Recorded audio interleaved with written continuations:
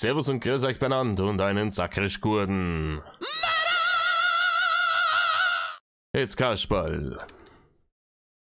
Ja, mit leichter Verspätung. Ich habe gestern gesehen, dass er was ins Internet gepimmelt hat. Einen Vlog. Ich habe leider gestern keine Zeit mehr gehabt, dass ich das mache, deswegen mache ich das jetzt heute. Gesehen habe ich ihn noch nicht. Wir schauen beim guten Spiegellord. Ich verlinke euch das wie immer in der Videobeschreibung.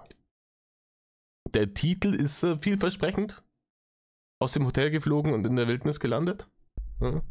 Geht jetzt wirklich hier die Zeltstaffel los? Hm? Wir werden sehen. Also vom Gesichtsausdruck her, weiß ich nicht. Wenn ich jetzt nur das Bild hier sehe, könnte sein, dass da eine neutrale Stimmung vorherrschen wird heute. Und um das herauszufinden, da ist der immer nicht lange umeinander, immer einer in Rainer. So Leute, da bin ich wieder. Ja, man merkt, ich bin nicht mehr im Hotel. No shit, Rainer. No shit. Du bist im Hotel der Natur. Warum? Lass mich raten, Rainer. Lass mich raten. Ja? Fängt es mit H an und hört mit Ada auf? Sind die wieder schuld?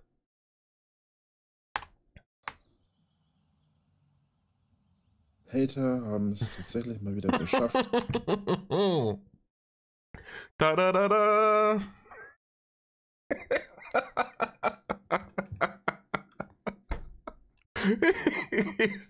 Schön, dass er überhaupt nicht vorhersehbar ist. Aber lass uns weiter hören, was die Hater dieses Mal wieder geschafft haben. Mir auf den Sack zu gehen. Oh, jetzt kommt die Schallplatte. Hier sind sie auf den Sack gehen, Scheiße bauen, am Zaun rütteln. Und mich zu belästigen.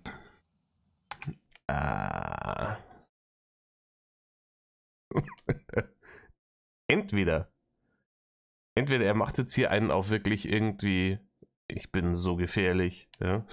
Die werden schon noch merken, was sie davon haben. Oder die Paranoia kickt gerade schon wieder und der schaut jetzt gerade irgendwo nach links und denkt sich, ja, Himmel, sind sie mir jetzt bis hierher gefolgt? Verdammt nochmal. Born-Identität und weiter geht's.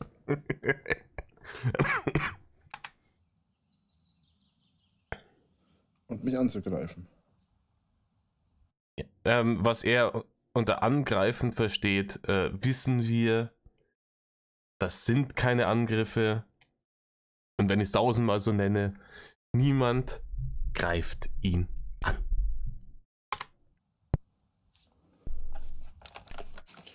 So, da bin ich wieder. Musste kurz unterbrechen, weil da schon wieder ein Auto gekommen ist. No shit. Rainer, es gibt Leute auf der Welt mit Autos. Ich weiß, das kannst du jetzt nochmal nachvollziehen. Aber, die Paranoia. Die heftige Paranoia. Oh, da ist ein Auto. Greasehater. Schnell weiter. 00 Winkler im Einsatz. Und das ist an dieser Stelle hier eher ungewöhnlich. Egal. Was soll ich dazu jetzt groß noch sagen? Die Hater beweisen mal wieder aus... Darf ich den Satz für dich vollenden? Wunderschönes Bild. Ja. Jeder Frame am Beam. Die Hater beweisen mal wieder aufs Neue, wie asozial sie sind. Sie ziehen wieder Unbeteiligte mit rein. Was waren die anderen Sachen, was er dann immer noch gesagt hat? Also, ja genau, sie können nicht vernünftig denken, sie sind asozial, sie ziehen Unbeteiligte mit rein, ladidadidadi. Neue zum milliardensten Mal, was sie für kriminelle Personen sind. Ich weiß, Es wird gerne so hingestellt, dass ich der Böse bin. Ja, nee, Rainer, das wird nicht so hingestellt, Rainer. Das ist schon so. Ne? Das lässt sich belegen. Und dass das alles, was gemacht wird, gerechtfertigt ist. Alles würde ich jetzt nicht unbedingt sagen. Ihr kennt mich, ich bin da relativ gemäßigt. Ich bin bei vielen Sachen nicht d'accord, die da gemacht werden. Gerade wenn dritte Unbeteiligte damit reingezogen werden, etc. Oder wenn es in den Bereich geht, wo es strafbar wird und so weiter und so fort. Aber nur weil ich damit nicht d'accord bin, heißt es ja nicht, dass das nicht passiert, weil er das provoziert. Er weiß ja jetzt inzwischen, er macht jetzt seit verschissenen Jahren, er weiß ja, was passiert, wenn er provoziert, und er hört ja nicht auf. Das ist ja, er hat ja immer noch seinen scheiß Kanal nicht gelöscht. Wenn er einfach aufhören würde, dann würde das auch nicht mehr passieren. Er weiß ganz genau, was das Ergebnis ist von dem, was auch jetzt er hier wieder tut. In diesem Vlog aus dem Wald. Er weiß ganz genau, was dabei rumkommt. Und er lässt es halt trotzdem nicht bleiben. Das heißt, eine Mitverantwortung dafür, auch für die Assi-Aktionen, ja, die ich nicht gut finde, trägt er auf jeden Fall. Ja, aber wo genau ist denn bitte die Rechtfertigung dafür, dass ich schlicht und ergreifend mein Leben führe? Erstens macht der Satz keinen Sinn. Zweitens dieses überhebliche Dummgeschaue da so, boah, jetzt habe ich Totschlagargument ausgepackt, wie er sich fühlt. Ja, Rainer, du kannst dein Leben führen, so wie du lustig bist. Nur halt nicht auf YouTube oder TikTok oder in irgendwelchen Streams. Führe dein Leben so wie jeder andere Dulli auch. Such dir einen Dulli-Job und hurra die Gams. Ich möchte niemanden auf den Sack gehen, ich möchte Dann tu's halt nicht. niemanden angreifen, ich möchte Dann hör auf damit. niemanden in welcher Form auch immer anpissen. Auch das kannst du beenden, liegt in deiner Hand. Du tust das aber. Ich möchte einfach nur mein Leben führen. Ich verstehe es nicht. Beim besten Willen nicht. Weil Rainer, du kannst mal, wenn du dich schon mal das letzte vor ein paar Wochen gesagt hast, dass du dich bei verschiedenen Fernsehformaten beworben hast, bewirb dich doch mal bei RTL 2 Armes Deutschland. Da können sie gleich eine Crossover-Episode mit Dickes Deutschland machen. Ja. Hier der arbeitslose Internetbettler, der 250 Kilo wiegt. Ladidadida. Da kriegst du Kohlen dafür. Da kriegst du Kohlen. egal was ich mache, egal was ich sage, egal was ich tue, ich bin der Böse. Und ich bin der ständig Scheiße baut. Dann würde ich mir mal überlegen, ob das, was du sagst, machst, tust, nicht scheiße ist. Aber am Ende ist es eigentlich so, dass ich einfach nur versuchen möchte zu leben. Ich möchte einfach durch die Innenstadt gehen können, ohne die ganze Zeit von irgendwelchen Leuten verfolgt zu werden. Dann musst du deinen Kanal löschen, Rainer. Dann musst du deinen Kanal löschen. Alle. Alle Kanäle, alle Internetpräsenz, alles einstellen. Aufhören damit, dann hast du in einem halben Jahr ein sehr friedliches Leben. Ich möchte mich in ein Hotel zurückziehen können und meine Woche in einem Hotel pennen können, ohne dass ich sofort wieder erkannt werde und herausgefunden wird, wo ich bin. Oder wenn man herausfindet, wo ich bin, mich zumindest da in Ruhe lässt. Nee, stattdessen wird lieber wieder angegriffen. Rainer, angegriffen ist das falsche Wort. Ich weiß, das hört sich super geil an, wenn man das sagt. Ja, also ist für die eigene Story, das sich in die Opferrollen begeben, ist das ganz tolles Wort, angegriffen zu werden. Du wirst nicht angegriffen. Nein. Und es werden lieber wieder Menschen attackiert und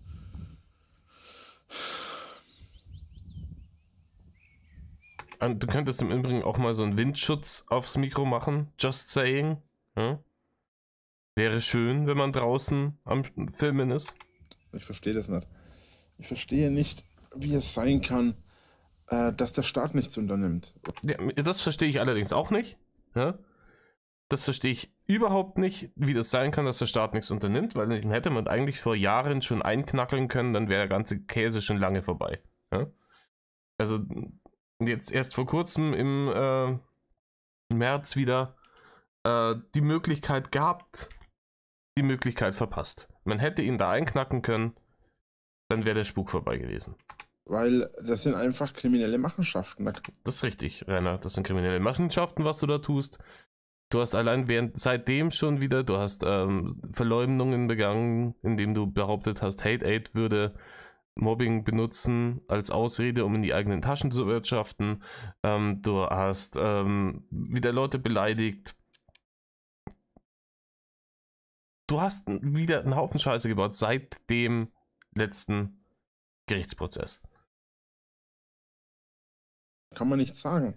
Ich meine, allein ich will gar nicht wissen, wie viele Schulden, wie viele Hunderttausende von Euro die Hater mittlerweile schon den Staat für Geld gekostet haben. Hunderttausende von Euro, weiß ich nicht. Ich weiß, dass du den Staat schon sehr, sehr, sehr viel Geld gekostet hast, weil du ungefähr 20 Mal am Tag unnütz die Polizei gerufen hast, obwohl nichts passiert ist, was irgendwie illegal gewesen wäre. Unser Polizeieinsatz, der kostet aber Mark. Und wenn du 20 Mal am Tag da anrufst und sagen wir mal, die kommen von diesen 20 Mal 4 Mal an dem einen Tag. Wie gesagt, 1/3 aller Polizeieinsätze der Pinea ging auf deine Kappe. Über einen nicht unbeträchtlichen Zeitraum hinweg. Das hat richtig Kohlen gekostet. Und es ist nachgewiesen, dass der Großteil dieser Einsätze für den Arsch war, weil du wieder übertrieben hast. Weil dann 2 Leute irgendwie zu Fuß vor der Schanze entlang gegangen sind und du hast da angerufen und hast gesagt, hier sind 20.000 Leute und ich habe Angst um mein beschissenes Leben. Dann sind die losgetigert und dann war halt nichts. Das hat richtig, richtig Geld gekostet. Den Staat, den Steuerzahler, ja, hat die Leute Nerven gekostet, die hätten sich währenddessen um was Besseres kümmern können. Weiß ich nicht. Natürlich wird immer gerne gesagt, ja, ich bin der den Staat das Geld kostet, weil die Polizeieinsätze sind ja wegen mir. Tadadada!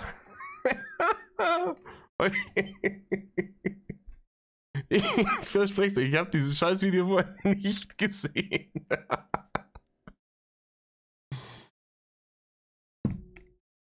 Heute sind wir in guter Form. Aber in Wirklichkeit, und das sieht man in den letzten Wochen und Monaten, wo ich unterwegs bin, sieht man das sehr, sehr gut. Nein. Wie er es nicht peilt. 10 Jahre Profi-YouTuber. Ne? Beim draußen filmen einen Windschutz aufs Mikrofon machen. Sekunde, Windstoß.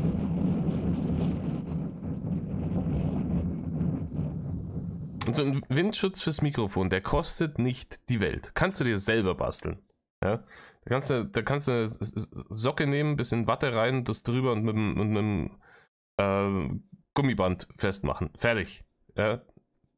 Da musst du halt ein bisschen an den Einstellungen was verändern und ein bisschen lauter reinsprechen. Aber dann läuft das. Ja?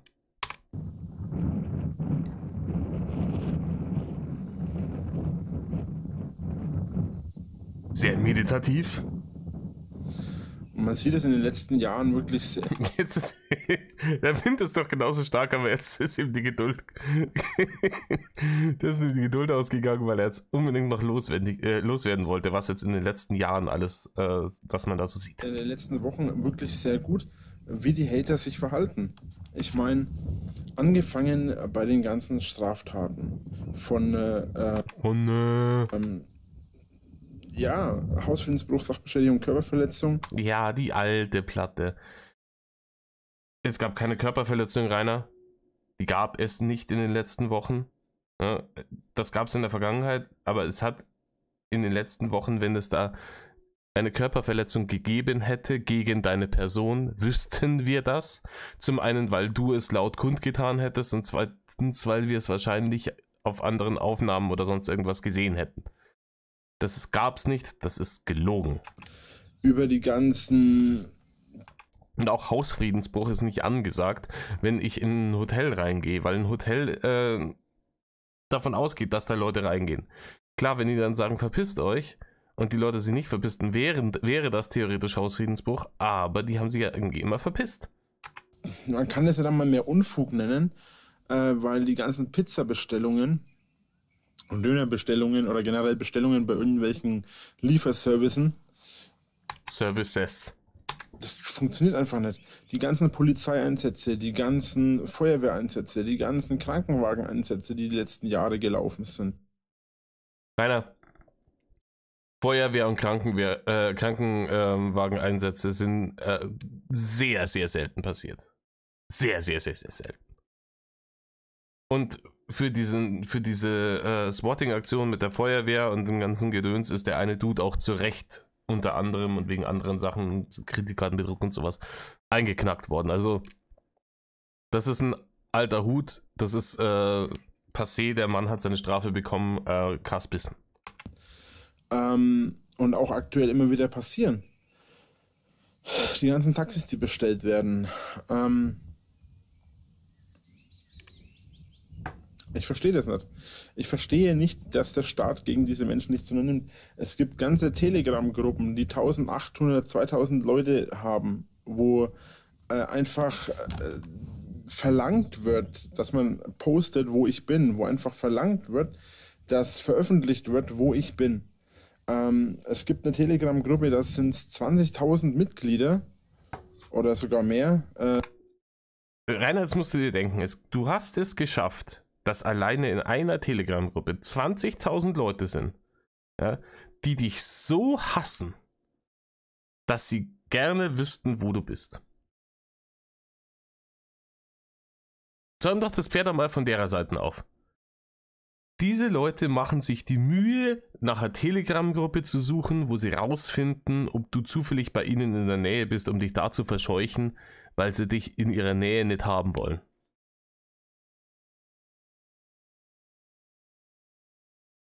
Kann das vielleicht sein, jetzt einmal ganz vage in den Wald einer geschossen, dass du da selber dran schuld bist? Dass das kein Zufall sein kann, wenn zigtausend Leute alle dich scheiße finden. Dass das vielleicht irgendwo deine Schuld ist.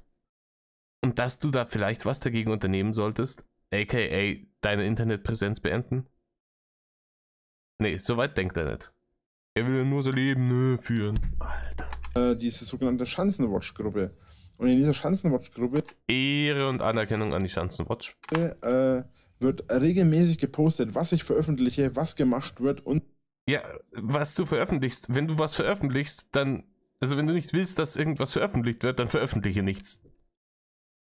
Wo sind wir? Und so weiter.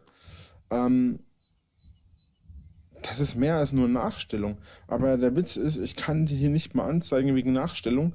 Weil du selber dein ganzen Scheiß Leben ins Internet pimmelst, deswegen. Weil für Nachstellung andere Gesetzgebigkeiten existieren und diese Gesetzmäßigkeiten oder Gesetzgebigkeiten, wie auch immer, diese Sachen, die müssen existieren und die müssen umgesetzt werden. Und anders geht das nicht. Ja. Rainer erwartet von der Regierung, ja, dass sie extra Gesetz auf den Weg bringen, nur wegen ihm. Ja. Liebe Regierung, macht's ja mal das Lex Winkler. Ja? Und im Lex Winkler steht geschrieben, ja, dass man ihn nicht böse mobben darf. Rainer, diese Gesetze gibt's vielleicht deswegen nicht, weil da gar keine Straftaten begangen werden. Ist die Idee schon mal kämmer? Aber letzten Endes ist es nicht so Letzten Endes einfach, weil mein Fall ist einzigartig. Vermutlich sogar weltweit. Wie sehr muss man aufmerksamkeitssüchtig sein, dass man das immer wieder betont, dass sein Fall einzigartig ist, obwohl es ein Negativbeispiel ist. Der ist so drauf fixiert, dass er was Besonderes ist, dass er sogar das nimmt, um zu beweisen, dass er was Besonderes ist. So, boah. Ich bin zwar super gehasst, aber wenigstens bin ich der Fasteste. Schaut's mich an. Ich bin was Besonderes. Ja. Ich bin hier der größte Kurix. Ja.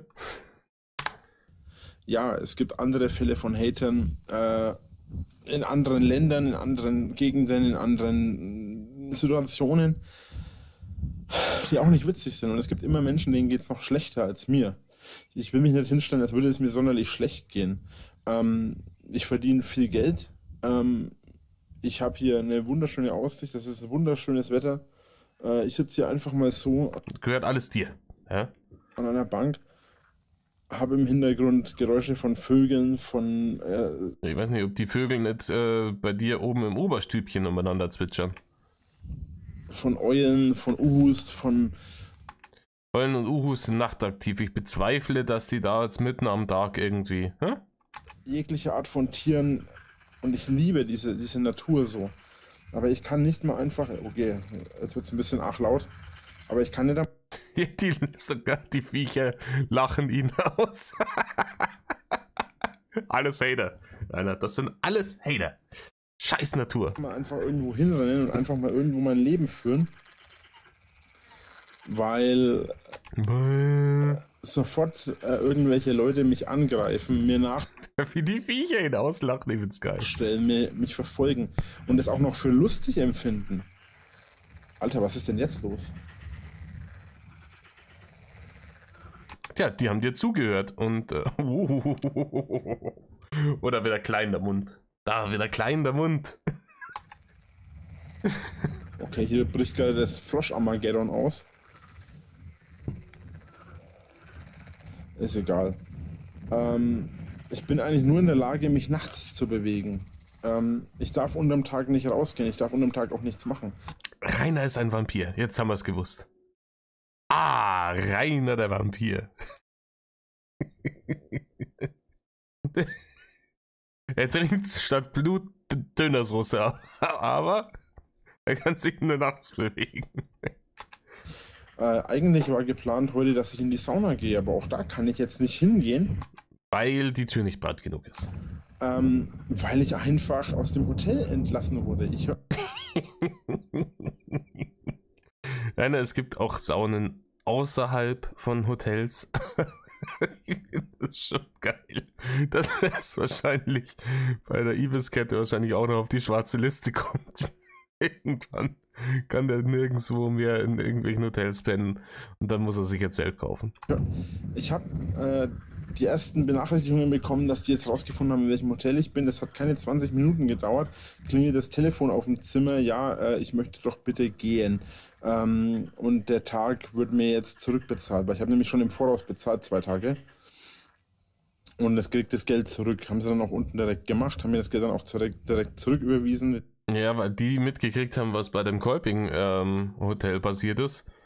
Und sie dachten, haben wir den Stress, der wir uns gar nicht. Und allein das ist eigentlich auch schon eine Unverschämtheit. Du hast es gebucht, du warst da drin. Du hättest das eigentlich zahlen müssen. Das ist eine Kulanz von dem Hotel, dass sie gesagt haben, hey, sie müssen das nicht zahlen, aber bitte, bitte gehen sie einfach. Ja? Beziehungsweise direkt in die Hand gedrückt und gesagt, hier, bitteschön, das Geld, die, was waren es, 65 € für die Nacht, für das Hotel, die ich jetzt nicht da verbracht habe, weil ich da jetzt heute nicht übernachten kann. Im Übrigen, mir hat der Kumpel angeschrieben, ich habe da dann auch gedacht, ich habe es glaube ich nicht erwähnt im letzten Video, stellt euch einmal vor, ihr bucht ein Hotelzimmer und ihr pennt in diesem Bett, nicht wissend, dass da vorher ein Winkler drin geschlafen hat. Das kannst du ja nicht ausdenken. Ich könnte kein Auge mehr zumachen. Mich würde es so ekeln, ich würd Blitzherpes kriegen. Ganz ehrlich.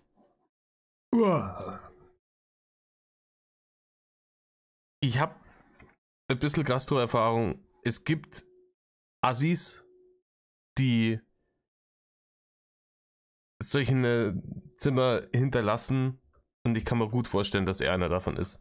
Was ich da schon gesehen habe, Leute, die sie mit weißen Duschhandtüchern den Arsch abgewischt haben, etc. Also richtig, richtig ohrreidig. Da sehe ich ihn.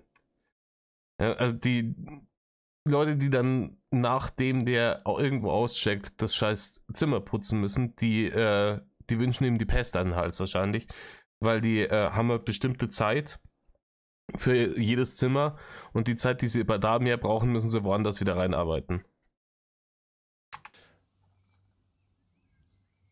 Ich meine, jetzt ist es wieder ruhig. Ich meine, was erwarten die Menschen eigentlich?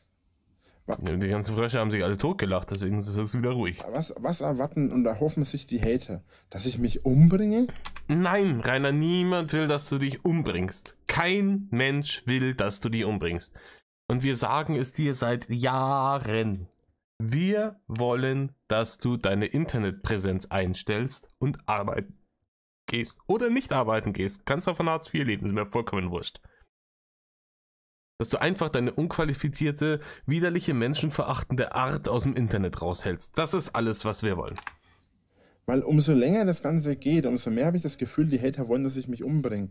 Sie haben es jetzt schon geschafft. Gut, das hatte keinen Grund mit den Hatern. Sie haben es jetzt schon geschafft, dass wir uns auch wieder getrennt haben. Diese Situation aktuell. Also entweder hat es den Hatern nichts zu tun, dann brauchst du es jetzt nicht erwähnen. Oder die Hater haben was damit zu tun, dann wäre der Satz, sie haben es geschafft, akkurat. Beides geht nicht. Das ist wie bei deiner komischen Bremsleitungsgeschichte, wo du gesagt hast, nee, das ist nie passiert, aber danach so weitergeredet hast, als wäre es passiert. Also entweder sind die Hater verantwortlich dafür, dass du dich getrennt hast von deiner Freundin, beziehungsweise dass sie sich von dir getrennt hat, oder sie haben nichts damit zu tun und ihr habt euch einvernehmlich getrennt oder sie hat sie wegen irgendwas anderem getrennt, dann brauchst du es jetzt nicht irgendwie wieder rausholen. Du kannst nicht jeden Scheißdreck nehmen, um dich in diese Opferrolle zu bewegen. Das geht nicht, Rainer. Du kannst nicht Dinge, die gar nicht real sind, nehmen, um in die Opferrolle zu gehen. Aktuell überdenken, unser Leben aktuell überdenken, wie es weitergehen soll, ob es überhaupt weitergehen kann und so weiter. Jetzt geht es weiter, dass ich wieder alleine bin. Muss ich auf meine Formulierung achten, weil sonst heißt es ja aus Gewohnheit, macht man ja aus Gewohnheit. Oh yeah, heftigen Schlaganfall. Ich weiß es nicht. Du weißt gar nichts. Ich weiß nicht, was ich denken soll. So, das mit dem Denken, das würde ich an deiner Stelle auch andere Leute überlassen. Ja, da gibt es jede Menge schlaue Leute auf der Welt, die haben da höhere Kompetenz wie du. Das einzig Gute an der Sache ist jetzt, ich habe mit meinem Handy die Möglichkeit, einen Hotspot einzurichten. Ich werde das Video jetzt hier fertig verarbeiten und hochladen und werde es für morgen Mittag freischalten. Veröffentlichen Was war das denn? werde ich es, denke ich, dann auch morgen Mittag. Ich könnte es noch heute im Laufe des Tages oder auch am Abend veröffentlichen. Aber das Problem ist, ich komme von hier jetzt nicht so leicht weg. Ich muss mich jetzt erst anderweitig um eine Fahrgelegenheit kümmern. Und da hinten sind Bäume und die gibt es bloß an einem Ort in ganz Deutschland und dann wissen sie sofort, wo du bist. Ich bin hier wirklich gerade am Arsch der Welt. Ich bin hier wirklich gerade mitten in der Pampa. Und jetzt den Teich da, den könnte man dann schon erkennen. Ich würde auch gerne öfter wieder Videos in der Richtung machen. Ich möchte einfach gerne mal einen Rucksack packen und ich laufe jetzt einfach mal eine Stunde in die Richtung. Rainer, du kannst nicht eine Stunde am Stück gehen. Wir wissen das. Wir haben deine Drache wongelt Videos gesehen aus dem März. Wir haben das gesehen. Du kannst nicht eine Stunde am Stück gehen. Es ist physisch unmöglich für dich. Und daran sind nicht die Hater schuld, sondern derjenige, der dir die letzten 10 Jahre und länger den ungesunden Jahrschmutz in Gully gestopft hat. Das ist derjenige, der daran schuld ist. Geht aber nicht. Geht nicht. Ich kann das nicht machen, weil ich sofort... Weil du 250 Kilo wiegst. Und deine Gelenke im Arsch sind. Und wahrscheinlich einen unbehandelten Typ-2-Diabetes hast. ...von irgendwelchen Leuten angegriffen werden würde. Ich kann kein Video veröffentlichen, ich kann keinen Stream veröffentlichen. Viele sagen so, warum streamst du so wenig? Ich streame deswegen wenig, weil, wenn ich in Hotels bin, nicht gefunden werden möchte. Ich streame deswegen so wenig, weil, wenn ich in der Öffentlichkeit unterwegs bin, nach Möglichkeit nicht gefunden werden möchte. Ja, und weil du urfaul bist, komischerweise über TikTok, wo es einfacher ist und wo die Spenden einfacher reinflattern, da ist es dann gar kein Problem gewesen, dass du gestreamt hast. Eine halbe Stunde lang. Im Übrigen, ich habe vorhin mir das Video angeschaut vom Heiligen Ofenkäse, wo der drauf eingegangen ist, wie viel er da gemacht hat. Der in 28 Minuten, glaube ich, knapp 44 Euro verdient. Dollar. 44 Dollar verdient. Bloß mit diesem TikTok-Stream. Da geht es dann auf einmal schon wieder, dass man dann auch aus dem Hotelzimmer streamt. Komisch. Ja. Für seine nichtsnutzigen YouTube-Streams ist ihm halt einfach zu wenig Kohlen reingekommen. Da hat er sich gedacht, ja, wieso soll ich da eine Stunde streamen, wenn ich in der Stunde bloß 20 Euro krieg? Dass andere Leute für 20 Euro in der Stunde sich einen Haxen ausreißen würden, das sieht der überhaupt nicht. Ich hatte vor, morgen Mittag in Nürnberg nochmal durch die Innenstadt zu laufen und dabei einen Livestream zu machen, wie ich durch die Innenstadt laufe. Das kann ich jetzt vergessen, weil mich heute schon wieder die Leute gesehen haben und schon wieder geleakt haben. Rainer, wenn du einen Livestream in der Nürnberger Innenstadt machst, dauert das 5 Minuten nach dem Start von dem Livestream, bis Leute neben dir stehen. 5 Minuten. Auch wenn die dich im Vorhinein nicht gefunden hätten. Die würden sofort sehen, Nürnberger Innenstadt, da ist er, da fahren wir hin. Die haben dann den Stream auf dem Handy und können der live hinten nach. Das hätte an der Situation überhaupt nichts geändert. Wo ich bin, weil sie einfach nicht 5 Minuten stillsitzen können. Ich weiß, ich wirke immer wie so ein kleines Kind, mecker. Ja, so wirkst du. Du bist ein kleines, dickes Kind, lass mir halt in Ruhe, hört mal auf, mich zu haten. So funktioniert das nicht. Du musst aufhören zu provozieren, dann hören die Leute auf, dich zu haten. Mecker. Aber nee, es geht mir nicht einmal.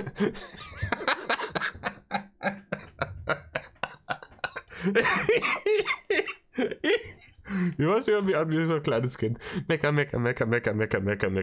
Ja, ich weiß, ich höre mich an wie ein kleines Kind. Oder die denken, ich höre mich an wie ein kleines Kind. Aber nee, mach ich nicht. Unbedingt darum, sondern es geht einfach darum auch, mal abgesehen davon, dass mein Leben dadurch diese ganze Situation komplett auf dem Kopf steht und mal abgesehen davon gar kein Leben mehr ist, eigentlich müsste man vor Gericht, eigentlich hätte ich vor Gericht das Argument bringen müssen, okay, ich habe jetzt 1 Jahr auf 2 Jahre Bewährung bekommen, ist die Freiheitsstrafe nicht eigentlich schon erloschen? Wieso? Ja, ganz einfach. Ich habe 4 Jahre oder 5 Jahre. Boah, Rainer, den Weg gehen wir jetzt nicht runter. Rainer, ist die Freiheitsstrafe nicht eigentlich noch erloschen? Rainer, du hättest noch mehr kriegen sollen, weil du schon eine Freiheitsstrafe auf Bewährung bekommen hast, davor, und diese Bewährung versagt hast. Diese Strafe müsste eigentlich noch obendrauf gerechnet werden. Plus der Tatsache, dass 12 Monate auf Bewährung ein Witz sind. Du hättest eigentlich für 3,5 Jahre Eiknackel kehrt. So schaut es nämlich aus. Nichts gemacht. Ich konnte nicht rausgehen. Ich konnte keine Videos machen. Ich konnte keine Streams machen. Ich konnte nicht rausgehen. Ja, du hast 4 Jahre lang keine Videos und Streams gemacht. Willst du uns das jetzt verzapfen? Dass du die letzten 4 Jahre keine Videos und Streams machen hast können? Und beschissene 5 Minuten einkaufen gehen, ohne dass Leute vor meiner Tür standen und Scheiße gebaut haben. Ich habe mir irgendwann die letzten 2 bis 3 Jahre habe ich mir Essen liefern lassen. Durch einen Lieferdienst, durch Lieferservice. Einfach nur deswegen. Weil du zu faul dazu warst, aus dem Haus zu gehen. Weil ich keine beschissenen 5 Minuten aus meiner Haustür rausgehen konnte, ohne dass Leute vor meiner Haustür randaliert haben, über den Zaun geklettert sind, Sachen geklaut haben, Sachen eingeschmissen haben und so weiter. Ja? Im Übrigen, die meisten von deinen Fenstern, die hast du selber auf dem Gewissen. Man müsste sagen, eigentlich habe ich meine Strafe von 1 Jahr Haft auf 2 Jahre Bewährung. Das ist jetzt wirklich sein Gerechtigkeitsempfinden. Weil er Leute dazu provoziert hat, dass die zu ihm kommen und deswegen Schwierigkeiten gehabt hat. Darf er alles, weil das ist ja schon Strafe genug. kannst du dir nicht ausdenken. Das kannst du dir alles nicht ausdenken. Das ist sein Gerechtigkeitsempfinden. Ich kotze dir gleich vor die Füße, Alter. Währung längst abgesessen. Ich muss dazu sagen, natürlich, es ist keine Rechtfertigung, dass ich jemanden geschlagen habe. Ne, das habe ich auch in meinem Video gesagt und das sehe ich auch nach wie vor so. Dass ich diesen Leuten auf die Fresse gehauen habe, ist ein absolutes No-Go. Aber alles, was jemand jemals vor dem Wort aber gesagt hat, ist Bullshit. was habe ich denn für eine Wahl? Nicht den Leuten aufs Maul hauen vielleicht. Du bist derjenige, der das Ganze in der Hand hat. Du kannst das komplette Ding beenden, von jetzt auf gleich. Wenn du in der nächsten Minute sagst, im Übrigen, ich lösche meine Internetpräsenz, Arrivederci, und ich gehe einer normalen Arbeit nach und ich führe ein normales Leben, so wie jeder andere auch, dann ist das gegessen. Ja, das hat dann vielleicht noch die eine oder andere Nachwehe, aber in ein paar Monaten kräht da keine Hand danach. Und dann ist Ruhe. Was habe ich für eine Wahl? Meine Freiheit wird mir seit Jahren genommen. Meine Menschenrechte ebenfalls. Ich habe keine Möglichkeit, mein Leben zu führen. Alter, der macht mir gerade schon wieder mit. Der macht mir gerade schon wieder mit. Alles, was der da verzapft, an allem ist er selber schuld. Es ist alles seine Entscheidung. Er will der große YouTube-Star werden. Und ihm ist alles andere scheißegal. Und jetzt stellt das wieder so hin, als wäre er das arme Opfer und... Weder auf privater Ebene, was meine Beziehung angeht, noch auf beruflicher Ebene, was meine Videos und Streams angeht, noch auf privater Ebene, wenn es ums normale Leben geht. Einfach einkaufen gehen, einfach mal beschissene 20 Minuten irgendwo hinlaufen und einfach mal ein paar Stunden spazieren gehen. Ich kann nicht dann mal eine Stunde durch den Wald laufen, ohne dass irgendwelche Leute dann mir nachlaufen, rausfinden, wo ich bin, wieder analysieren. Anhand dieser Bilder im Hintergrund wird auch wieder analysiert, wo hat er das Video aufgenommen. Ja, nicht nur im Hintergrund, du hast jetzt gerade den Teich gefilmt, vor dem du sitzt. Natürlich, es wird irgendwo in der Nähe von Nürnberg sein und das werden die Leute kennen. Irgendwer kennt das, irgendwer war da schon mal und sagt im Übrigen, das ist der und der Teich. Und jetzt ist original genau dieselbe Scheiße, die die Staatsanwältin vorhergesagt hat. Dieses größte Orakel auf der Welt, die sie gesagt hat, es wird weitergehen, so wie vorher, der wird in der Gegend umeinander laufen und in der Kamera rumschwenken. Hier, schaut's, da bin ich, findet's raus, findet mich. Die hat das auf den Punkt genau vorhergesagt, was da jetzt gerade passiert. Original. Und niemand hat auf sie gehört. Vielleicht finden sie es raus, vielleicht auch nicht. Die Wetterthermik und ganz ehrlich, wie krank kann man sein? Wie krank kann man sein? Vor allem, ich bin hier jetzt einfach mal irgendwo. Irgendwo. Keine Ahnung, wo ich bin. Ich bin einfach mal irgendwo. Habe mich jetzt einfach mal irgendwo auf dem Feldweg auf eine Bank gesetzt. Einfach mal an einen kleinen See auf die Bank gesetzt. Einfach mal, um hier ein paar Minuten Ruhe zu haben. In Dortmund war es genau dasselbe. Ich war bei meiner Verlobten, war ich 12 Stunden. Innerhalb dieser 12 Stunden waren 100 Leute vor ihrer Haustür gestanden, nur weil ein so ein beschissener Wichser... Nein, es waren keine 100 Leute. Wir wissen das. Es ist auch wirklich... Ja. Wie gesagt, dass dann dabei der Turn-up ist und sowas, ist fragwürdig. Ja, kann man halten, was man will davor. Aber jetzt in deiner Story das wieder zu übertreiben und zu sagen, da waren 100 Leute. Rainer, du kannst bis 100 überhaupt gar nicht zählen. Ja, du hast plus 10 Finger.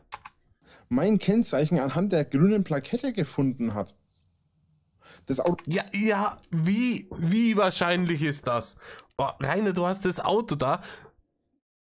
Du hast gedacht, du bist ein super Schlaubi-Schlumpf und schraubst dann die Kennzeichen ab. Ja, auffälliger war es dann heute schon nimmer gegangen, du Trollo. Das Auto hatte keine Kennzeichen drauf, als wir es abgestellt hatten. Haben wir extra darauf geachtet. Das Einzige, was wir nicht gemacht haben... Das hat's schlimmer gemacht, Rainer. Das hat's schlimmer gemacht, das war auffälliger. Ich hätte halt einfach, du hättest ja zum Beispiel einfach eine Plane kaufen können. Hast du darüber schon mal nachgedacht? kostet nicht viel, plane drüber, Kasbissen. Soweit denkt er nicht. Gemacht haben, ist, diese Plakette abzumachen. Natürlich im Nachhinein ein Riesenproblem. Aber das nützt natürlich im Endeffekt nichts, weil, ja, Er ärgert sich jetzt einfach bloß, dass er gemeint hat, Wunder wie schlau er ist, wo er diese Kennzeichen abgeschraubt hat und festgestellt hat, dass er so schlau nicht ist, sondern dass das halt trotzdem Brunsbiesel deppert war. aber genau das ist es, was ich meine. Das sind absolut kriminelle Handlungen, mal abgesehen von Hausfriedensbruch und Sachbeschädigung bis hin zu Körperverletzung. Ja, Hausfriedensbruch, Sachbeschädigung, Körperverletzung.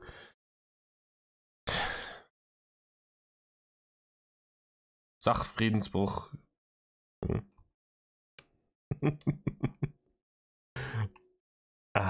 Nee, Renner, ist nicht. Verletzung. Mir werden sämtliche Menschenrechte werden mir abgesprochen. Sämtliche Menschenrechte. Nein, Rainer, werden sie dir nicht. Das ist gelogen. Ich habe kein Recht auf Meinungsfreiheit. Rainer, du hast ein Recht auf Meinungsfreiheit, so wie jeder andere auch, so wie alle deine Kritiker auch. Und wenn du widerliche Arschlochmeinungen ins Internet pimmelst, dann musst du damit rechnen, dass andere Leute, die Meinungsfreiheit haben, das darauf reagieren und dir sagen, dass das nicht in Ordnung ist. Das ist klassisches Aktion-Reaktion-Verhalten. Aber im Rainers Kosmos gilt die Meinungsfreiheit nur für ihn. Rainer kann sagen, was er will. Scheißegal, wie widerlich und abstoßend es ist. Aber wenn dann andere Leute was dagegen sagen, dann ist böses Mobbing jetzt. Ja, weil das hier ist meine Meinung, was ich euch teile. Ich provoziere hier niemanden. Doch, Rainer, doch. Ich teile euch meine Meinung mit. Und das ist jahrelang so der Fall gewesen. Ja, meine Meinung mag provokant sein, aber... Das kannst du dir nicht ausdenken. So. Ich sage hier nur meine Meinung, ich provoziere ja niemanden. Also ich sage meine Meinung und die ist vielleicht auch provokant, aber provozieren tu ich nicht. Der checkt's einfach nicht. Der checkt's einfach nicht. Aber es ist dennoch meine Meinung. Ja, und sie ist im besten Fall irrelevant und im schlimmsten Fall menschenverachtend. Und im Regelfall irgendwo was dazwischen drin. Egal wie provokant meine Meinung ist, sie ist meine Meinung. Und Aussagen, die ich getätigt habe, die beschissene waren und für die ich mich heute schäme, habe ich mich entschuldigt. Nein, hast du nicht. Nein, hast du nicht. Du hast dich nicht adäquat für diese ganzen Sachen entschuldigt. Weil du immer entweder ein Aber dahinter gesetzt hast oder versucht hast, es zu relativieren oder irgendwelche Ausreden zusammen konstruiert hast, warum es jetzt doch nicht so schlimm war. Du hast dich nie hingesetzt und gesagt, hey, das und das habe ich gesagt, das ist richtig scheiße gewesen, mir ist das jetzt klar, das tut mir leid und das kommt nicht wieder vor und dann ist es auch nicht wieder vorgekommen. Du hast immer irgendwelche Relativierungen rauslassen, weil dein Narzissmus es dir nicht zulässt, dass du dich hinsetzt und sagst, ich habe Scheiße gebaut, weil ich hageldumm bin. Nicht einmal, nicht zweimal, sondern viele, viele Male. Viele, viele falsche Entschuldigungen sind halt auch nur falsche Entschuldigungen. Am liebsten würde ich mich einfach hier hinstellen und einfach eine Stunde in den Wald brüllen. Einfach nur, um meine Aggression loszuwerden. Erinnert ihr noch vor kurzem, wo er gesagt hat, ihr gebrüllt hat er immer nur wegen die Haters und er ist gar kein aggressiver Mensch und er brüllt sonst irgendwie nie. Ja. Einfach nur meine Wut und meine Aggression und meinen Hass und meine ganzen Emotionen einfach mal rauszulassen. Ja, mach, Rainer. Gönn dir. Aber es hilft ja nichts. Ja, weil hier hört's keiner. Ich weiß auch nicht, was ich noch machen soll. Ich habe kein Haus mehr, ich habe keine Wohnung mehr. Ich kann mir auch keine organisieren. Eigentlich war geplant, dass ich Anfang der Woche mich mit meinem Banker, Ende der Woche mit meinem Banker treffe, weil ich eventuell ein Haus kaufen will. Das ist Alter, Rainer, du willst ein Haus? Willst du mich verarschen? Willst du mich komplett verarschen? Rainer, wovon willst du dir denn ein Haus kaufen? Jeder Banker lacht dich aus. Rainer, wenn du einen Kredit für ein Haus aufnehmen willst, ein Haus kostet einen Haufen Patte, dann gehst du da zur Bank, dann sagen die, was können sie mir als Sicherheit bieten? Nix, weil ich alles Gully runtergespült habe. Du hast nichts, ja. Alles Geld, das du jemals verdient hast, erbettelt hast, hast du sofort verprasst. Dein Haus hast du runterkommen lassen und verschleudert. Das Auto, das du dir davon gekauft hast, hast kaputt gefahren. Komisch im Übrigen, dass noch kein Wort gefallen ist, was du dafür gekriegt hast. Sei mal gespannt, müssen wir auf Freitag warten wahrscheinlich. Jetzt denkt der geht in die Bank und sagt, ja, ich bin YouTuber etc. Ja, ich verdiene 4, 5, 6, 8, 10.000 Euro im Monat. Ja, wie viel ist es denn genau? Ja, habe ich doch gerade gesagt. Und ich möchte jetzt gerne das Geld für ein Haus haben. Rainer, du bist das erste Mal, seitdem du das Haus verkauft hast, bist du das erste Mal seit langem schuldenfrei.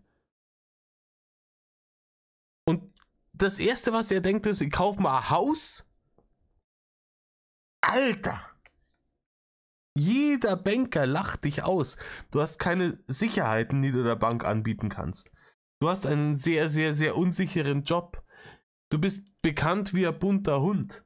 Ja? Die brauchen 5 Minuten Internetrecherche, um rauszufinden, dass du mit Geld nicht umgehen kannst. Gar nicht. Die brauchen auch 5 Minuten, um festzustellen, dass in dem Zeitraum, in dem du das Haus abbezahlen würdest, du das Haus schon wieder 5-mal zugrunde gerichtet hast. Wenn sie sich die Chance so anschauen, was da in 10 Jahren damit passiert ist. Rainer, niemand gibt dir Geld für ein Haus. Das ist vollkommen utopisch. Aber in seinem Banker auch Hater, 100%ig. Das ist jetzt auch ein Termin, der flach fällt. Ich hatte noch andere Termine jetzt übers Wochenende oder über die Woche noch, weswegen ich in Nürnberg war, die jetzt auch alle flach fallen, die ich jetzt alle online oder einfach gar nicht wahrnehmen kann. Es ist halt letzten Endes das Gleiche, wie es seit Jahren der Fall ist. Egal wo ich bin, egal was ich mache, egal wie ich will oder was ich will. Es ist völlig irrelevant. Ist richtig. Wie du willst und was du willst, ist völlig irrelevant, weil die Welt nicht nach deiner Pfeife tanzt, Rainer. Und das musst du langsam irgendwann einmal lernen. Und du lernst es gerade auf die harte Tour. Mich wird absolut niemand in irgendeiner Art und Weise akzeptieren, so wie ich bin. Ja, meine Meinung ist provokant. Ja, mein Verhalten ist definitiv nicht immer perfekt. Aber wessen Nicht immer perfekt ist ja wohl die Untertreibung des Jahrhunderts. Verhalten ist es das? Wenn andere Leute sich scheiße verhalten und sie kriegen ein Feedback von ihrer sozialen Peer Group, dann reflektieren sie das Verhalten und dann denken sie sich, okay, habe ich Scheiße gebaut, und dann ändern sie dieses Verhalten. Du bist aber jemand, der sagt, ja, warum? Ich bin doch hier das höchste Wesen, etc. Meine Meinung ist hier allumgreifend gültig für alle Leute, und wer was anderes sagt, der ist halt ein Hater. Alles Mobbing, etc. Nein, Rainer, so funktioniert die Welt nicht.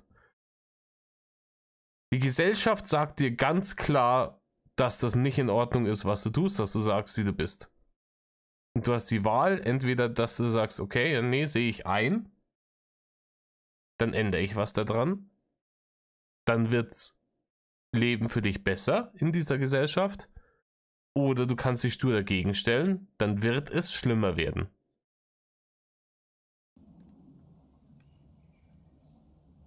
Und jetzt, wo du keine Schanze mehr hast, in der du dich verschanzen kannst, Wortspielwitz, wird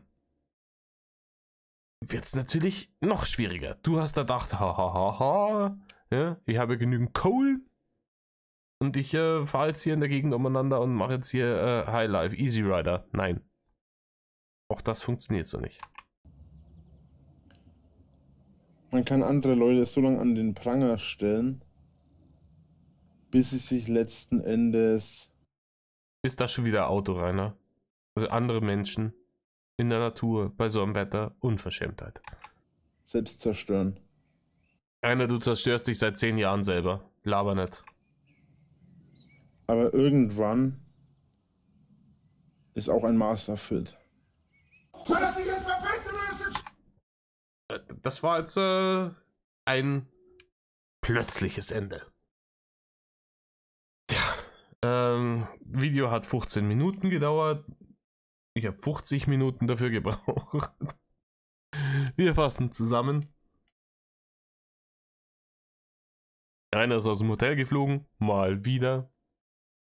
Rainer sieht immer noch nicht ein, wo das Problem liegt, und zwar bei ihm. Rainer ist der Meinung,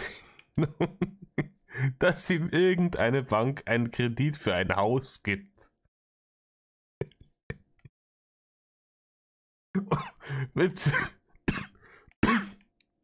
der Berufsbezeichnung Internetbettler und 0 finanziellen Rücklagen, nichts, was er denen als Sicherheit anbieten kann. Das kannst du dir nicht ausdenken. Das kannst du dir nicht ausdenken. Vor allem mit seiner Geschichte. Wie er mit seiner letzten Immobilie umgegangen ist. Na gut. Dann, ich hoffe, dass Matt war noch nicht allzu ranzlig. Und ich wünsche euch einen schönen Restsonntag und dann eine angenehme Woche. Und sag Metal off.